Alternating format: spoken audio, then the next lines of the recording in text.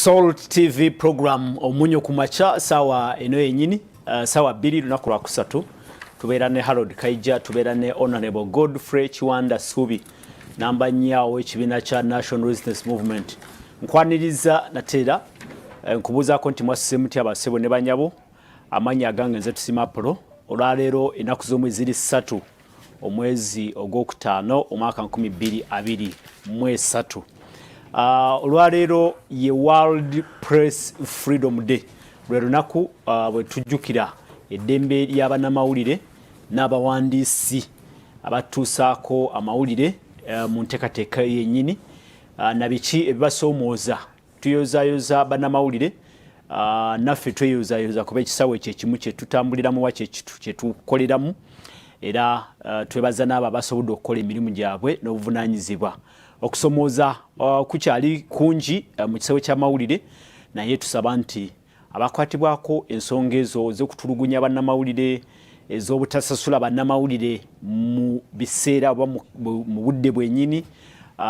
naye baleeta amateeka aganyigiriza oba agakontana n'eddembe ly'abamawulire mukyuseemu mujjukire nti amawulire gakola kinene mu kutegeeza ensi ne mu nkulaakulana ey'awamu. Tukulisaayo bannaffe ababadde mu lunaku olw'abakozi mu disitulikiti Namutumba bakozi bonna tubayozaayoza ku lunaku lwammwe olwa International Labour Day. Wakati mu kiyongobero eky'okuttibwa kwa minisita owa omubeezi owa abakozi omugenzi kati Kano Kero Engola tusasidde nnyo abafamire y'omugenzi minisita tusasidde nnyo n'eggwanga lyonna okutwaliza wamu olwa enjege eyo n'ebitatambudde bulungi. Nja kusaba nti Nyanjule Harold KAIJA yamyoka ssabawandiisi w'ekibiina ebyobufuzi ekya Forum for Democratic Change FTC tugende mu maaso n'okubaganya ebirowoozo okubigenda mu maaso mu kiseera kino kyenyi nedda sebo ffe mu mawulire principally nti waliwo buli kaseera waliwo omupya eyegatta ku audiensi yaffe waliwo abantu buza abatulaba njagala okukola mukisa guno okulamusa mikwano gyaffe bwe tuli mu buwambe batava ku TV yaffe ku show yaffe eno waliwo be nasanze Kasese nga tugenze okuziika maama wa Honorable William Nzou yafudde nga myaka 9 mu gumu twamuziise Kasese Olusongola yes ku Labour Day twamuziise abantu beeyo nagenze mukama wange retired Colonel Dr. KIZZA BESIGYE bantu nga bakyali ku nsonga nnyo eya omusinga omanyi Dr. bamulabanga ngabo yaabwe omusinga n'akomawo n'abagamba bwe wabanga abamukwata bakyaliwo ne bwanadda bajja mukola ki kumukwata naga nti tulina okulwana okulaba nga waliwo obwenkanya Kasamu nawo okulwanira obwenkanya akyali ku Beiru atakkizo nagenda yobutafuluma Kampala ne Wakiso ndo obutatuuka eri mu bwakabaka bwe mufunza ali mu komera bw'oba tosaa kulamula by'olina kukola so ate njagala kusaasira ne Honorable Joab Businge Masini Municipality naye yafiirdwa kitaawe aziikibwa olunaku lwaleero e Masindi njagala kwetonera muganda wange oyo leero sigenda kusobola kutuuka nyina omusiba gwennyina okusooka okukwasaganya kambeere brief genje lina kasaawa essaawa yaffeemu tusobole okutuuka ku nsonga naye nga njagala kwebaza mwenna abaliko. Honorable Godfrey buuza batulaba kisoboka abatulaba mbalamusizza abatulaba ku makya ku munnyo mbalamusizza nnyo nebaza Katonda atatukuumye kitalo nnyo ekya mukadde waffe Charles muganda wange big brother Ngora ate n'okwongera okusaba na Uganda okwogera ebitono bantu boogera bingi ne bwino tamulina n'olwokuba abamuteese mu kamera nayagala ayogere ebyalinako omutwe batalinako omutwe n'amagulu naye mu kiseera kino nga kubanga Charles abadde mukwano gw'abantu abalala bangi abamanyi Oluganda abadde abadalango so tubasaasira nnyo ekiseera kye muyitamu n'emikwano gyaffe emirala oba oliawo abali abatulaba buli nnaku twagala kubeebaza kati mwe bannakisoboka n'abatulaba nnyo mu kanyomero kano akasooka kwe kwongera okubakubiriza nti guno mwezi gwa kutaano gutandise omwezi guno gwokutaano Apollo abantu batandikuba nga bali n'ebirime naye kati batandika nnyo okweteekateeka okutandika okukasuka obwongo ku season egenda okujja much as we are in May because next season tutandika gwa 7 gwa 8 so bwe tubanga tuyingira mu kola okufunamu sente as commercial agriculture. First of all, Nabagamba, you cannot do commercial agriculture. You cannot have commercial agriculture unless you have commercial farmers. Tosobola kufuna bya bulimi bivaamu sente okujjako ng'ofunya abalimi abali mu bya sente ng'abamanyi ebya sente amanyi okukozesa sente amanyi okumanya nti nsobola okwewola nsobola okuzaayo bwenti ekimu omulimi olina okuba ng'olina akawunti beera n'akawunti yo manya kubala ebitabo byo abantu bakubuuza nti bw'olima bwoti okota tugende mu bitabo tubenne bwino nfunako bwenti nkola bwenti bwenkozesa kino so kimanye nti ogumulimu tugukolenga omulimu gwe tufunamu ensimbi oli mulimi wa mwanyi tubuli wasimba di zimaze banga ki yes kinda okusembayo ku oli mulimi wa kasooli kasooli amala emyezi 6 but tell us ku myezi 6 that's 180 days na ku 18 na ku mekazi oli actual mu nnimiro kubanga tuwoze na ku myezi 6 niyo omuntu amala myezi jona 6 nga amuli because kasooli si baby you know na ku losimbye nodayo nokola nodayo nofuira nodayo nojimusa bobalabala muyinzo okujikuza nti out of 180 days munaku 18 actually kwesize na ku 30 ku 18 kati is it worth okusigala ngo okola ekyo bwe kiba worth nga olaba kikola oyina okutunda ku bintu oyina okutunda productivity ojja mu kifaana kitya ebintu byejjemu bikwata otya after kibaita post harvest handling engeri gyo bikwata tuli mu kuteekateeka omwoleso ogwebikozesebwa mu nnimiro gwe tuta it's going to be one of the biggest gyenteekateeka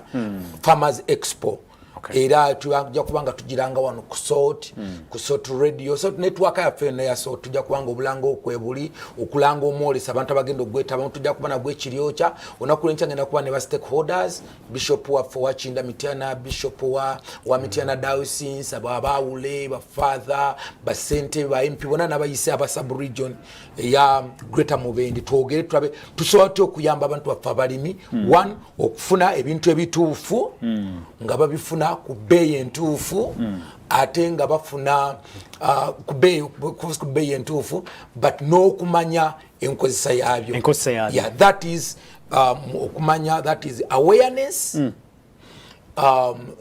okuona counterfeit ebichupuli ate n'okubifuna ku bei eyo so gwe mwoleso gwoteekateeka era ku Sunday ku Lwakusatu nja kwamba tegeeza either gwena kwa ngwo mukaaga oba mugwo musanve emezi ebyo biri kuteekateeka ne mbaniza mu next abachuna atuuka era KAIJA nja kumuyita yajja kuba omu ku boogezi manyi musajja wa economics ajja kuba omu ku boogezi bange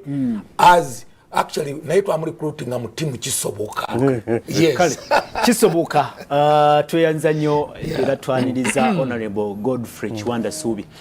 tugende ku nsonga eziro mu kiseera kino kyennyini ensonga y'abakozi n'eddembe lyabwe na butya bwe likwatiddwa mu ggwanga Uganda ndoza kekadde tutandike ne honorable KAIJA olaba otya nga tujjaguza omukozi mu ggwanga Uganda omukozi atunuliddwa atya kuba omukozi ndowooza eggwanga nga teririmu bakozi era liba terina ligiriraga waliwo n'abamu ababadde batandise okwagala okukwasaganya zino ensonga ebbiri eyatiddwa nti oba zina nazo bwe zeekuusa ku nsonga z'abakozi tandikirawo neyanza nnyo Apollo okuleeta ensonga eya Labor Day oluusi bagiyita May Day ate baba America bagikuza buli Monday esooka mu September olunaku olwo terwali lwaffe lwe Uganda lwatandika zakuza abantu abazze nga balwana dola nkaya mu America nga civil war oba utawa lwamenu lwaluwedde kakati nibazaako ende kati olwadde nati walutalo olw'abakozi abakozi bakolanga olunaku lulamba okuva ssaawa ku makya mpaka saa 12 naye bwe tuba twogera ku bakozi tegeezaani kubanga tulina kiraasi 3 tulina kiraasi ey'abagagga kati nga tuyinza okugamba kati pasita waffe baliri waggulu nabeebo bayita middle class bamwe ab'amataayi gye bayita working class bebe tuyita the blue collar jobs bagaraji bano bosanga abambadde abakolera ddala egyo boolaba abanawo boolabanga ye sweeper wano ye getman ye mufumbi ye maidi be bali boolaba abatulongooseza ekibuga yeyo klasi tuyite y'abakozi era yakolanga sisi y'abasupervisorlwabo abantu batatunuulira naye nga bakulu nnyo mu economy naye akali mulowooza musiru wammwe kuba gwe ne mukama ofuna obudde n'oyogera naye sweeper ayinza obutamulaba kakati lwero ne balwana kubanga embeera bakola ng'essaawa 12 teri overtime supervision nga miggo kuba ajjukira abakozi abaasookera ddala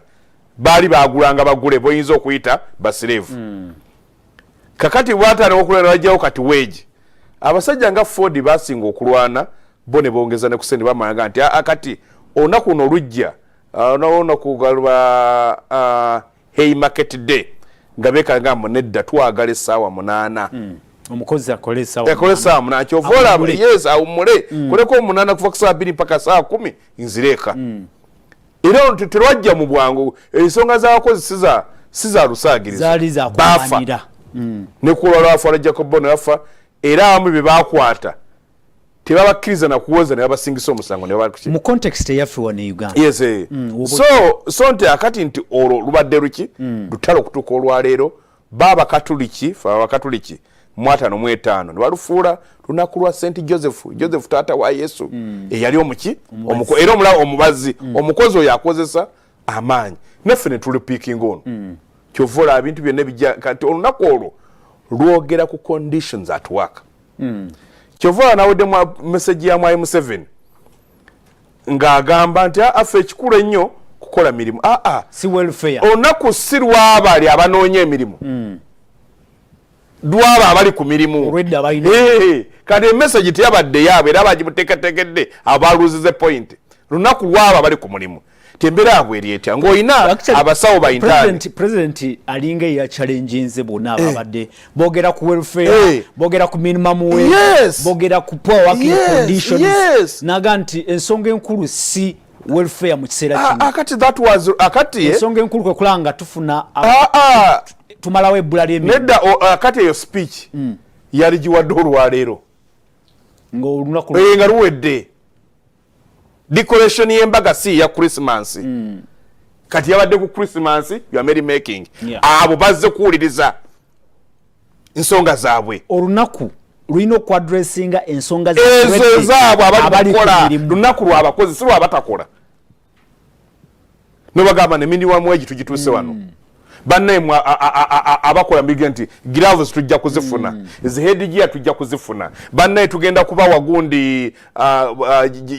overtime ojja kumufuna omusaala gwo ng'ennaku z'omwezi 28 ojja kulaki ojja gufuna tugenda kubongezaako bannaye basupervisor banaakolanga abantu obubi gona amateeka gagagenda okubasiba kubanga nti embeera y'abakozi etuyita abakozi mu Uganda mbi kekaseera ak'okutunula misaala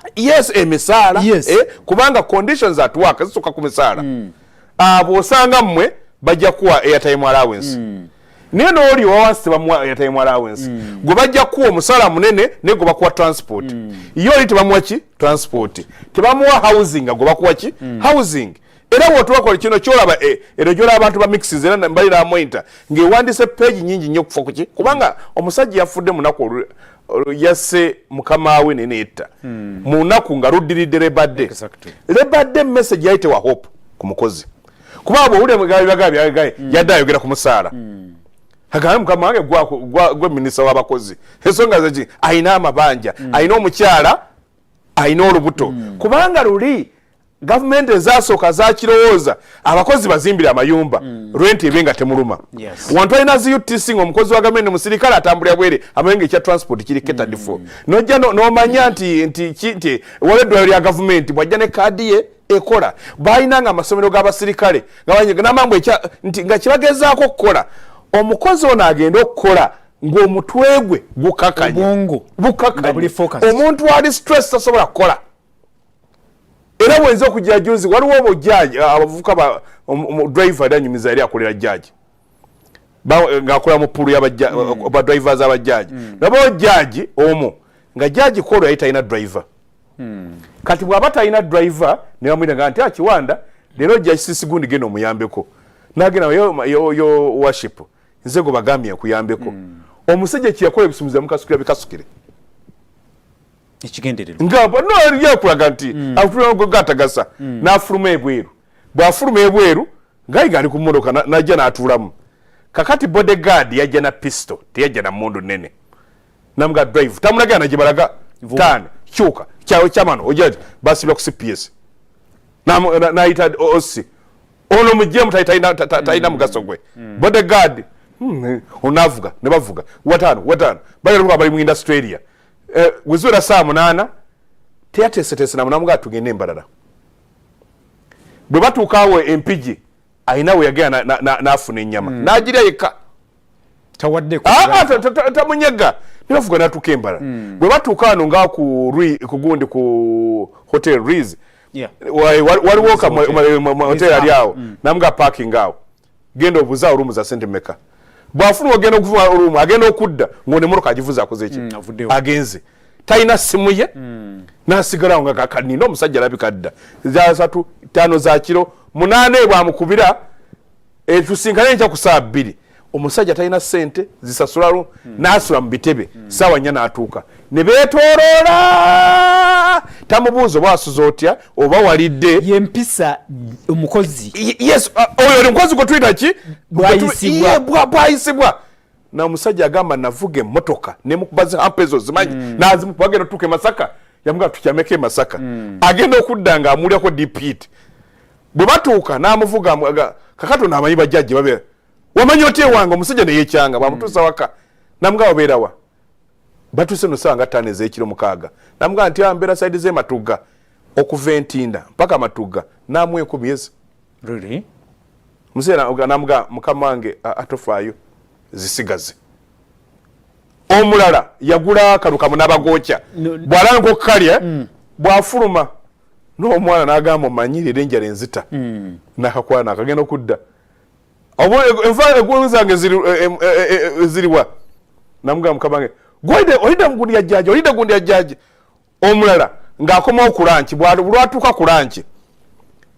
kakati omwana n'agamba omukozi mpaka mazigo okunywa omulamuzi nayimirira eri waggulu n'amuga nti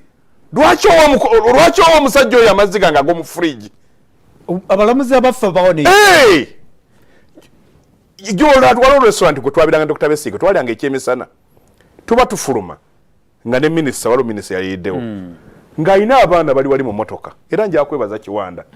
Kiwanda we mulaba agenda mu restaurant akola ki agamba abaana be bakola ki bayingire bagende balye n'amubuuza abo balya ssaawa mmeka allowance ez'omu workshops eza driver n'eza bodyguard abakulu siba minister siba commissioner bonna bolaba ab'ebitogi bazijjayo ne zifuuka zaabwe ezadde badde agati nyina driver nyina ne gundi nazisayininga nazitwala genda onoonye mu mayumba abantu abakozi maid yabasooka okukeera yasembayo okwebaka olina omugamba mbu ye talya nnyama ne tusinzirawo ne tuvuma abawalabu nimukugamba noye tandika okukyala kwe mu maka g'abantu ng'olabulabi waliwo olusuwa getman n'omusanga nga getman ali mu birowoozo biyitirivu ogwe nje banyuza namwe mwiteeko mulai so nti kino kyetwalabe ku minisita olyawo kyandibanga no era nimukuga nasanze abasirikale basatu bo bamuyise mata waabwe waliwo abagamba nti oyo hero ebo bo bamwise hero waabwe era bwe ndee page emu nti baminisita balansogamu mbu babayigirize waliwo naawe ebyobuntu kyomanyi nti bwe mbanga ndi nedda nze ngenda nenda bagundi Kiwanda nga nyuma ne driver we nola Kiwanda nga amanyi mukazi wa driver we ekitegeeza amanyi ne waki ne wa driver we tomanyi mukozi we gye bamuzaala tomanyi driver we gye bamuzaala tomanyi omuntu alabirira abaana bo gye bazaala tomubuuze abaana bo batandise gwawo batandise twaso nakolako obusomesa ne tukeera ku makya nga tandise okusomesa nga taamwe wedde tebatusasudde ssente naye nga omusomesa omu nga musajja mukulu nga ndi mwana muto naŋŋanziza okusomesa naye abange mbaleseka bampi omusomesa okusomesa omutima weeguli omusomesa ababe bali waka naye omusuubira kusomesa ababo abalala Honorable Godfrey so n'olwekyo lining nga mmaliriza seriously ensonga tulemu gamba aba gavumenti bokka omuntu yenna akukolera bw'oba olinawo bakuyita boosi bano abalina restaurant abatakkiriza baana kulya ku mmere naye nga atunda restaurant kaka nombuuza otundisa otya omuntu emmere oba n'osanga omuntu n'osanga omwana nga musiraamu oyina amugamba gwoba ogabula ki embizzi luyalega waliwo ebintu nti wadde omwadde okwalaga nti era bali batugaza mu economics nti ekintu ekisanyusa omukozi si musala gwokka n'ebyo ebintu ebira okumubuuza gundi oli otya mukyala waali ati abaana bali batya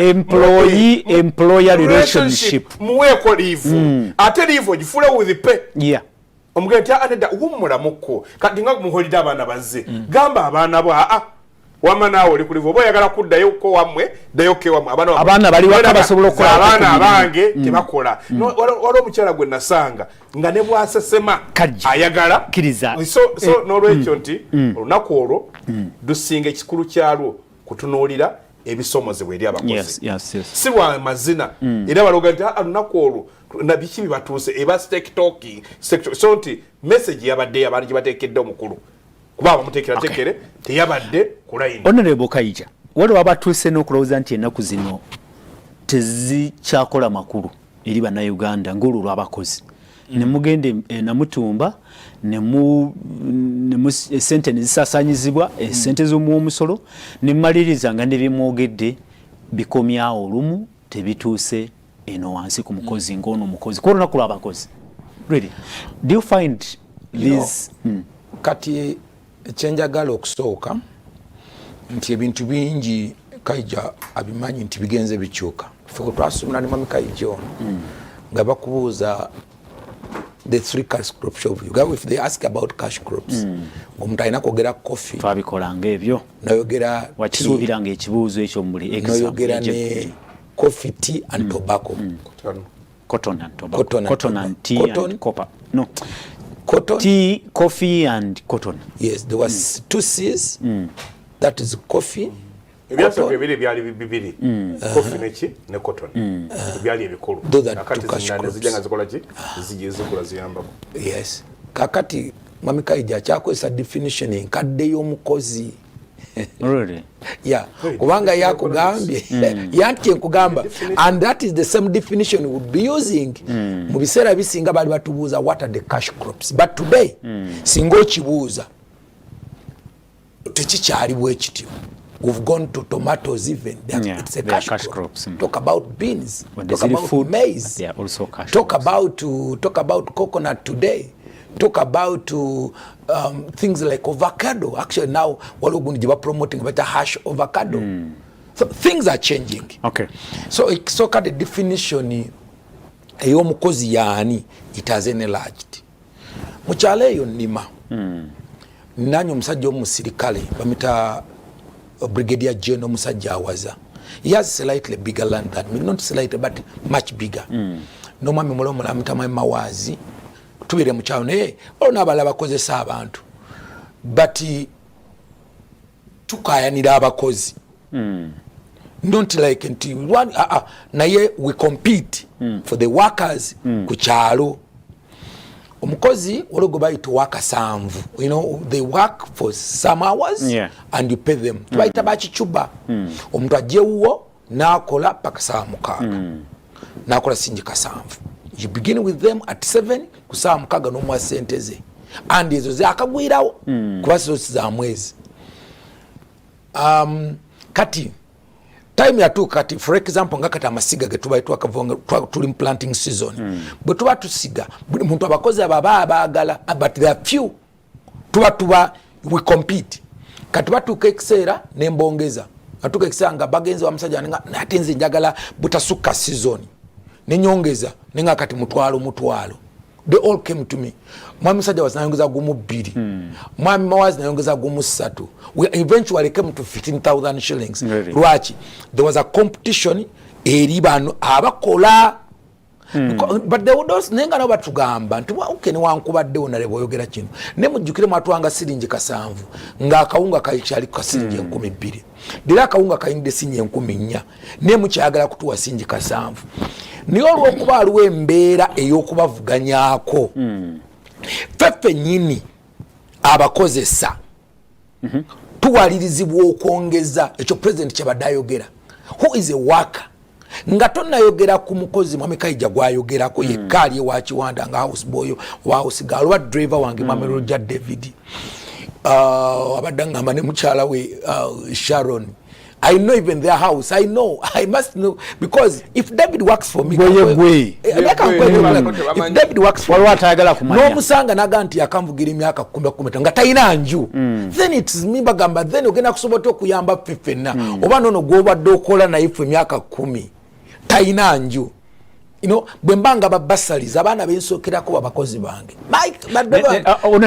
Honorable Godfrey Nindako. No, mbadde njagala. Kade coach financial okutandikira. But I know the picture. Waliwo abakozi Nindako, waliwo abakozi mu factories, wano Uganda, mu ma company, abakolera 10,000. Yes, kati ekyo nkigenda ko. Webali.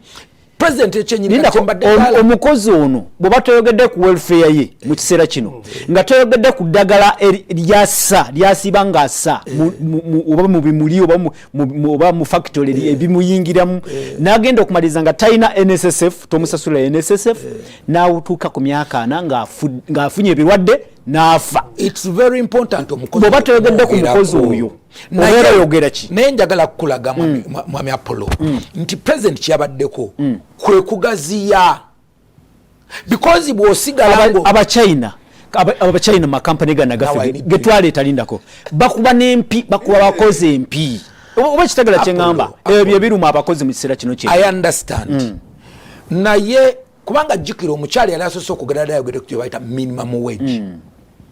ne minimum wage eno gyogerako president yagaana anti kyenkugamba mbadde nkulaze wali nti minimum wage wakati wange ne musajja awaza ne mawazi mu kyalo yeeyongezayo ka because of the competition gye tuteeseewo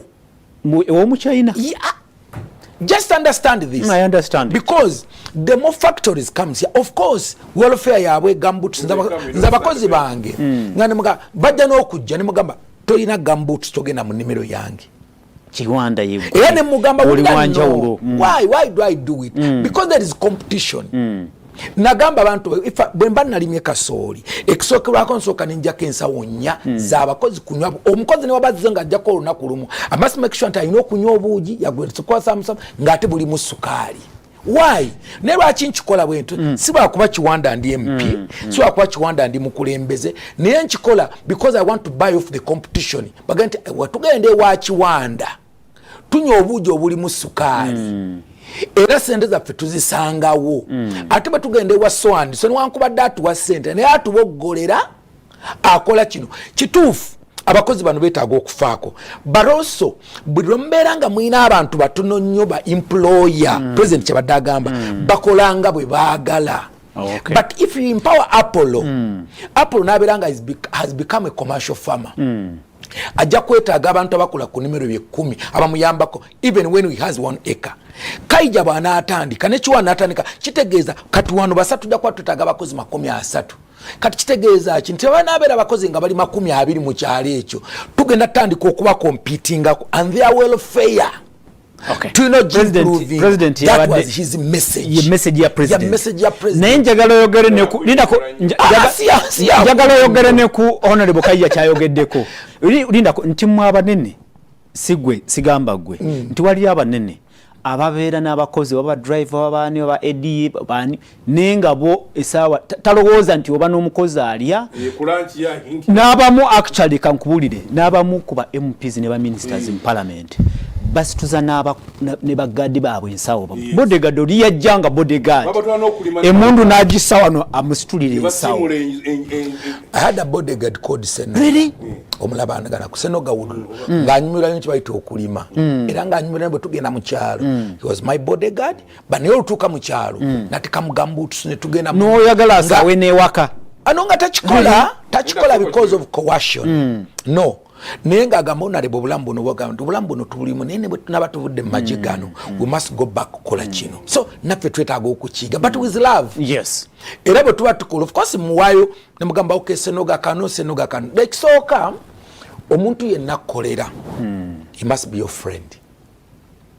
But it is not the case. Omuntu yenna agenda okukola omulimu gwonna either ali mawuwo oba akuvuga he must be your friend. Akola mu dduuka alyo omuntu oyo alina kuba mukwano gwo bwobanga tosobola mufuula mukwano gwo first of all tewetaaga kukola naye because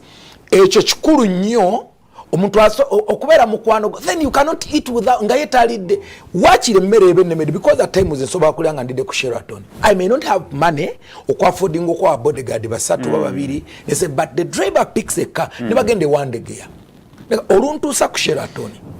nenga ntoke sijja kusobola kulya mmere eno naye ate kuba lwe ndidde ku Dream Restaurant ku mmere emu omutwalo gumu n'ekitundu ewanambiru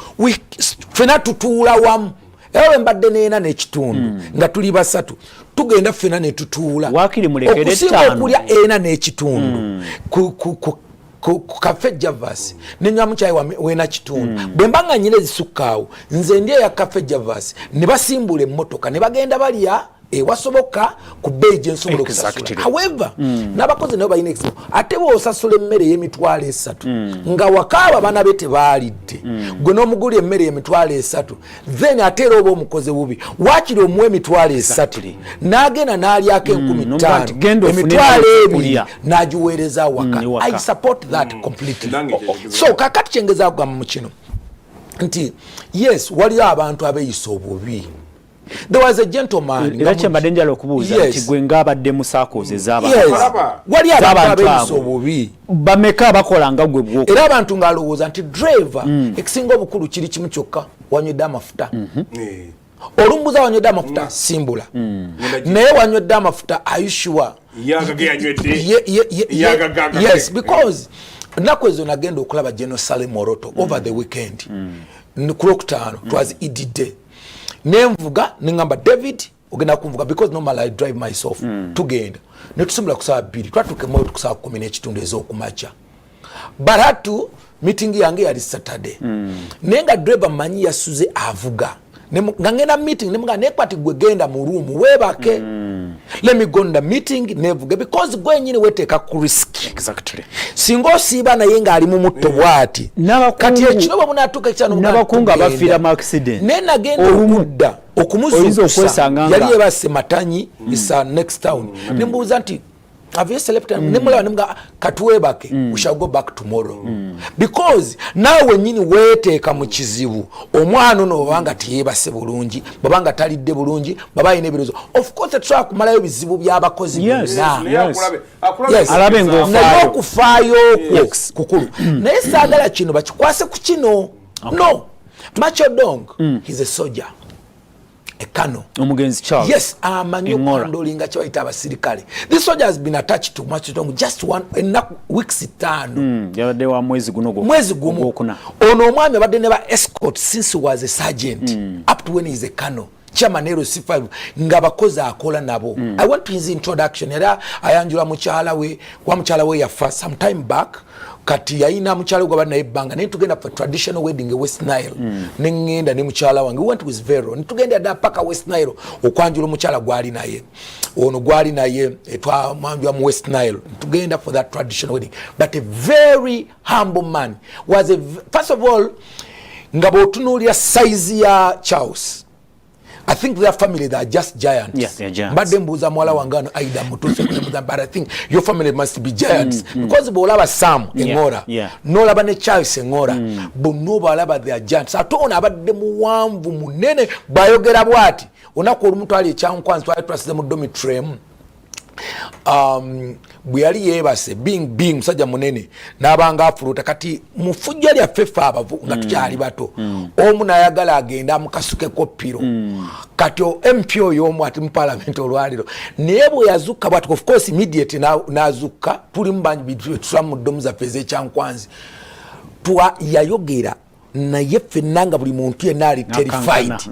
however with all that strength na maanyi gonna when you see muchala we nengeja bade isam he's not that man, that kind so omwami ono naye kyewunyisa nti omusirikali ate yagenza okufanga ayogera kuki yes musala gwe tayogera kubane oboyogera ku musanze ina abasirikale but we sife tusasura no allowance ziva mu ministry yes niyo omuntu amaze kale ne batuga kaita zisasude nenjagala okiteberezemu Apollo omuntu yakabera nawo omwezi gumu allowance ziba zidilenze kutuka ku level ki ekutuka ku byamasasi Kaija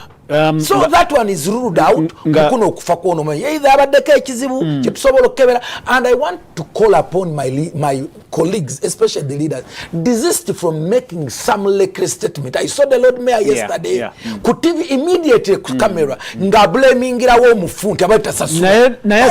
asobola okukikola mu nsobi nenga ababikola bangi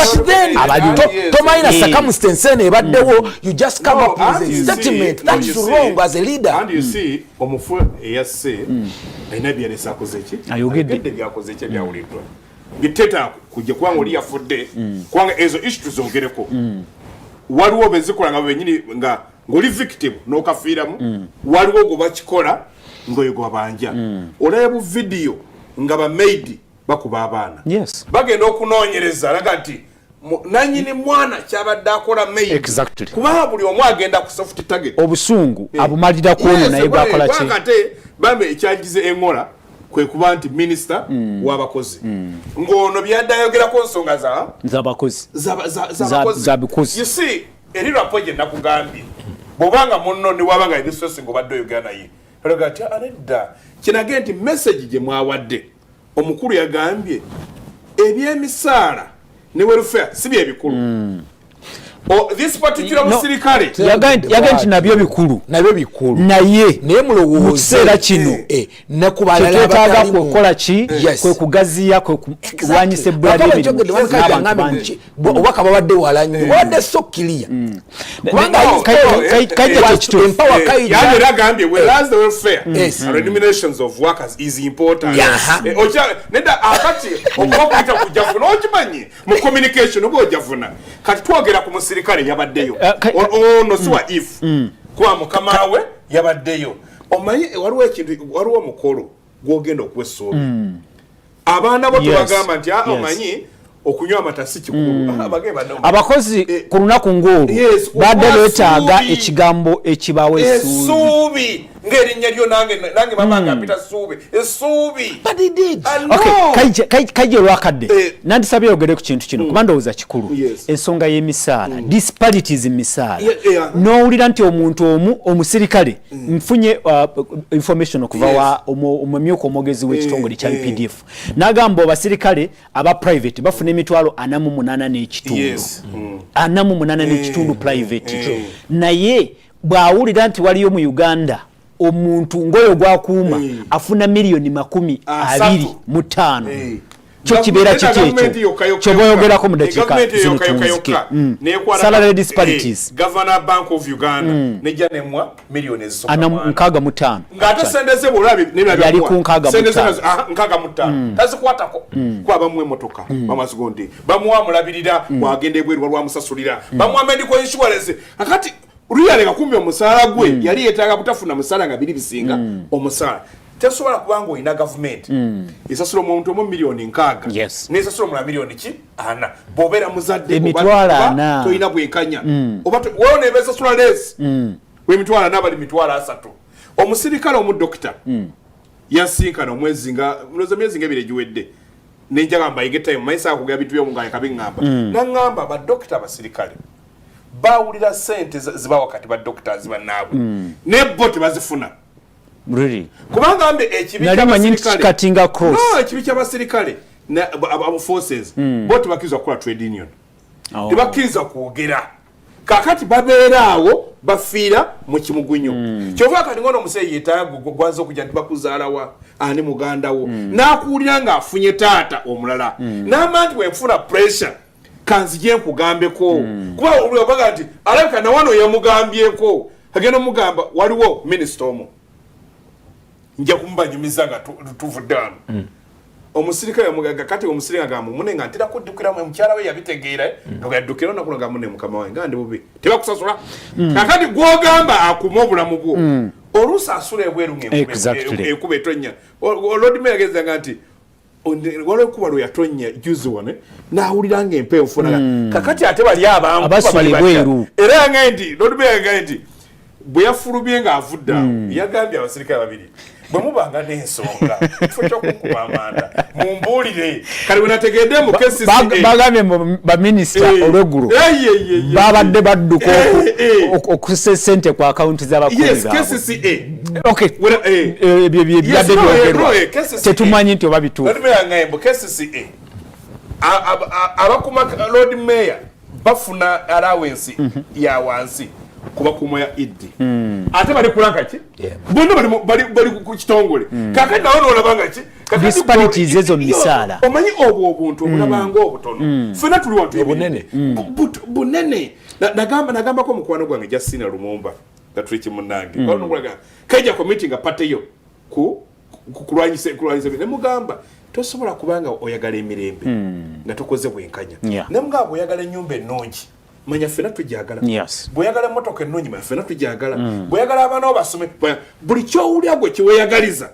manya munno akyagala muyambe kakulengulinga agezaako okumwagaliza naye atuukaawo omuntu oyo ajja kwagala naye gwe bwolowooza n'omukisa ogugwe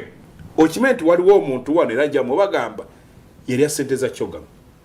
ez'abaana abo abaana babako gwe bagamba nti munnenaga yalawasiza abasirikale baza ali nene mutegedde oyo nazikuŋŋaanya omwana abaatu bakula Masaka n'abuuka motoka abaana abaleke motoka nekola ki nti omwana akati oluyano gwe tubuleminga kuba afuka Victoria mwogera atupa yakoze ekibenyenyenyo ekyo kyokka era ejo yalituuse n'omubuuza wali weetadde mu bigere bye gw'ofuna nnyingi n'obwobutono obufunye so n'olwekyo yenna akozesa nga zisiri gavumenti yokka yenna akozesa nga tulya gavumenti naawe tandikirekewo tuuka ku ofiisi gyokule bw'oba olina ekiduuka okimanyi nti mu Kisenyi abaana abeetisi babatikka kire ensawo ya kire ebikumi bakiŋŋambako luya nagago n'ogago munno n'omutika kiro ebwango kyoyagala gw'obala ensawo ofuna amagoba amangi naye ng'olina omuntu gotta so n'olwekyo nti obwenkanya equity fenna jirwana ekirungi bwanga minisita batidde kyetegeeza bagenda kyogerako bwaba MP batidde bakigera jaba bwabanga abagagga batidde kubanga waliwo ekintu ekibaawo ne kiyamba abantu okulowooza kwa buli mwagamba singa mbaddenze mbaddeko mbadde njagendako mu America nali badde sigenze nyina akaana kakadde kakazaalibwa kakati nolaawo okulowooza kweroga lwaki kuba buli wona tolanazire badde zonna zaava kweze teri bintu bifuniddwa mu nsi muno olaba n'eddiini gye tugoberera Yesu yamala kuyiwa musaayi blood has always been a landmark kiba nti ey'okuyamba okula nti ebintu bitera kubanga abantu abasinga bokulwabwe maani Katonda yamukola nga yeyagaliza. Honorable obwenkanya tulufuna tutya okusinziira nga tutambudde mpola mu kutuuka ku bwenkanya okusingira ddala mu misaala bayogera ku salaries commission tugenda kutondawo akakiiko kaddemu katune emisaala kale saidi n'eyabakozi abafuna emisaala aba gavumenti kuba nnono yennyini ndowooza bino byonna bivaawo yennyini kakati tulina eddakiika 3 kusabye busala kyewala okuddamu okulaba ebintu nga bino tulina okumanya ku byonna oyinza obutabyewala because abantu abantu bangi utuka mu America mutabera drunk natta abantu makumi na makumi munata girlfriend mutanada boyfriend nakwate mundu na such things do happen kubanga tuli munsi and it's very unfortunate nze kinja kugamba abantu tewali omusala gugenda kukumala naye it's also very important abantu okumanya nti omuntu gwokola naye muntu nga gwe ayina ebizibu allow that person to ayogereko naawe okkiriziganya ne his excellency the president minimum wage tujetaaga wano mu Senate minimum wage president agikiriziganya ko kikamu kiri kimu kyokka yagana okusako okute anti kati kyekiri kye nagambye of course if we could open debate over that it would take another 1 hour minimum wage nze nagambye ekyokulabirako the best way to implement it kati olaba ngeno program ya fair parish development model president tukyalina aba housemaid mu nju zaffe betuwa emitwalo 5 bwegiti omwezi 5 yes really Kyenkugamba bonobo mu 5 nga yavansa bwami nga amanyi Kiwanda ali ku kyalo ayagala abakozi amu omutwalo gumu n'ekitundu buli mwezi afune emitwalo gyana mu 5 omwezi obasatu tajja kubeerayo the best way to implement minimum wage empower abantu abalina let's go into commercial agriculture, let's go commercial. Because buli kyono yagala okola nga kiri commercial definitely need somebody akolerako ate munabiranga muna mubeetaaga competition yo kejja kunyana bano naba China batujoga lwa kintu eki nti omwana ava ku kyalo nga amalako emyezi nga tafunye mitwalo 3 kati bajja mu China namujoga niyo omwana ontajja kusobola kukizibwa kujogebwa nga amanyi ku kyalo ewaffe nsobola okubeerawo nenkola emitwalo gyanga 3 ng'ate nsula waka wange so ekyo kye tulina okumanya let's have this mwabayina ebitongole bya government abakola ku oli mu Bulimisa oli mulundi sa please genda mu kyabavubuka muyigiriza okulunda enjuki muyigiriza so that abantu bakole ekintu omuntu amanyi nti nja kuba n'ombisi gwange jotayo tumala makado mula kumbisa wakana kagula ku kona clerk eri nera genzo kwa nkuliko ne namba y'essimu twali tulina okubira omuntu ne namba y'essimu atuweereza ombisi gwenjuki muvubukale nagutuweereza and what to pay yagutuweereza ku bus so that's where we should be. President agamba parish development model egenda kutondayo emirimu million 7 ya nacha ekyo kyayogererako yamanyi nti boyimpawalinga bakuba my problem parish development model ekintu kimu kigagwede yes project nazo tuzigala ya nati yabadde government singa omuntu abadde empowered kyenabuuza kibadde kimu kyendawo okudamu ne president maybe we shall discuss about that how much can 1 million empower someone to become a commercial farmer so that this commercial farmer can be actually be able okunoonya abantu 10 abamuyamba with 1 million that's the only challenge I have with million 7 no olwo ndo kinage nti abantu abateekera mu M7 speech babi bafu president no you see abantu structure that beef is prayer era abayetekera then ngate tabira kutaka kati abakoze ngwena population ya milioni 45 nembo ina project yaji igende kutondewe emirimu million 7 eba gundi in the middle yava mu atulaba ku Sol TV program munyo kumacha munatusonyi wakadeke katusazeko tekwa kwebaza honorable Godfrey Chiwanda Subi kisoboka tandikira kunze tutekwa kwebaza honorable God banene bibasembyayo akira era KAIJA twebazema abadde naffe mutusonyiwe tetusobodde kutula kubaka bamwe tujja kuddamu wiiki ejja twagaliza olunaku olungi musibe bulungi era mwera